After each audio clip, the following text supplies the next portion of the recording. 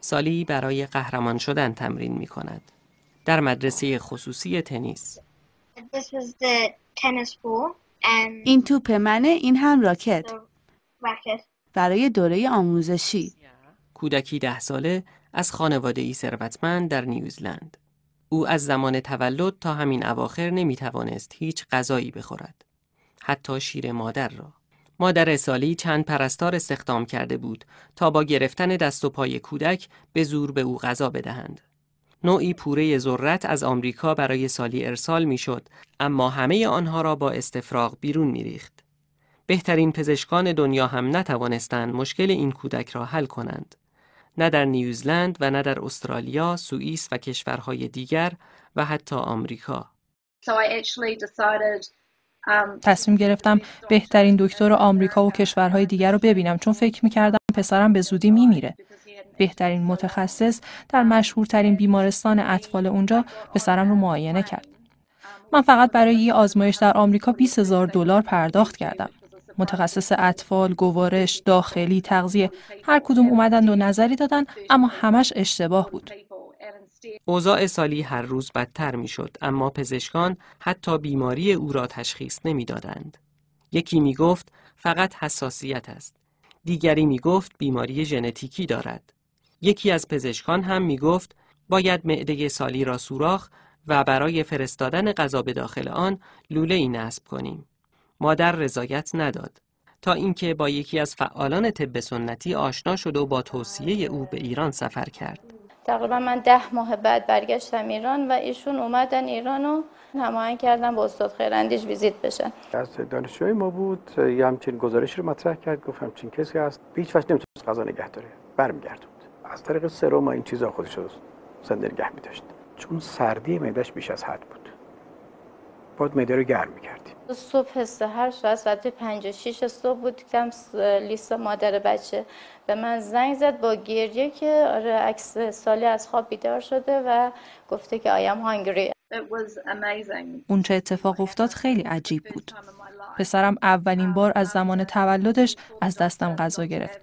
وقتی یه تیکه نون سنگک رو دید شروع کرد به خوردن. داروی ایشون یک قاشق مرباخوری بارهنگ داخل یک لیوان عرق نعنا 10 دقیقه بجوشونه و بخور. تمام. در عرض چند روز حتی میتونست بستنی بخوره. این برای من باور نکردنی بود. آقای خیراندیش زندگی سالی رو نجات داد. اون حیرت انگیز بود. حسین خیراندیش که به اتهام دخالت در کار پزشکان تحت تعقیب وزارت بهداشت قرار گرفته و فعلاً با وثیقه آزاد شده، توانسته بود با راه حلی ساده سالی را به حالت عادی بازگرداند. این همون چیزیه که اون برای درمان پسرم استفاده کرد. 3-4 قطره عرق نعنا در آب جوشونده و همراه عسل و بارهنگ. اینا همه مشکلات پسرم را از بین برد. اطرافیان سالی که پیش از این برای درمانش صدها هزار دلار هزینه کرده بودند بدون اینکه به نتیجه‌ای برسند، درمان ساده سالی را شبیه معجزه می‌دانند. اون مجبور بود تا آخر عمر در رخت خواب با لوله و سرنگ غذا بخوره، در حالی که امروز کاملا سالم و مثل بقیه بچه هاست. بچه ای که پزشکا او رو به سطل آشغال انداخته بودن و گفته بودن هیچ وقت نمیتونه مثل آدمای عادی زندگی کنه. این بیشک شبیه معجزه است. اون فقط به پوست و رنگ و روی سالی نگاه کرد و بیماری رو تشخیص داد بدون اینکه او رو به آزمایشگاه بفرسته. خواهر من صدها هزار دلار برای درمان پسرش خرج کرد. این پول رو به پزشکایی داد که کارشون از بین بردن سالی بود. خانواده ثروتمند نیوزلندی آمادگی خود را برای ساخت مؤسسه طب سنتی ایرانی اسلامی در کشورشان اعلام کرده‌اند. اگه ایشون نمیتونه در ایران تخصص خودش رو به کار ببره، نباید این استعداد هدر بره. من تمایل دارم که ایشون مؤسسه‌ای در نیوزیلند تأسیس کنه و طب سنتی رو به پزشکای ما درس بده. این مطمئناً با استقبال مردم ما روبرو میشه.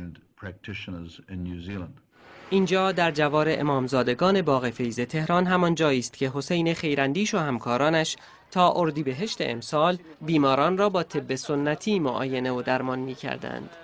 مؤسسه‌ای که سالی سرانجام از اینجا سالم به خانه‌اش در نیوزلند برگشت. این مؤسسه حالا به علت شکایت وزارت بهداشت پلم شده، اما ممکن است روزی درهای آن به روی بیمارانی از سراسر جهان باز شود.